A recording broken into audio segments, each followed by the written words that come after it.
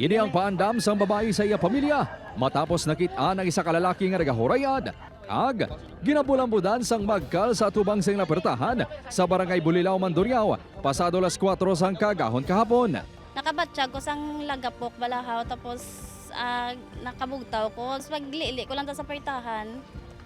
May nakita ko nga may tawo. Sang uli, may nakita ko nga daw may gahulag balahaw tapos gin-confirm ko pa gani, naghalin ko dayon daw nakibot ko nakahamba. Oh my gosh man. Naglumpat silin sa ilabintana kag galayon gin-report ang insidente. Wala na sang kabuhi ang lalaki sang ginrespondihan. Ginpatay naman sa mga residente ang magkal kag gin-turnover sa kapulisan. Sunod sa kapulisan, posible nga natapakan sang biktimang magkal nga ginabanta nagalaba sang masobra 3 ka metros kag nagabugat sang 12 ka kilo. May kagat sa tuhod kag butko ng biktima. Apang hindi ini ang iyagin kamatay, bangod hindi venomous ang manog sunod sa pagpangusisa sang kapulisan sa mga eksperto. Ang pagkuga sa manog ang ginkamatay sa biktima sunod sa kapulisan. Strangulation or constriction sang lawas sang tao. So kung gina-constrict ang lawas naton, di ma-impede ang blood circulation kag ang flow sang hangin o oxygen sa aton nga lawas. Ang biktima ang ginkilala kay Julius Perez, 35 anyos, residente sang barangay Hibawan, Sur, Mandurriao, kag nagbisita lang sa namatyan.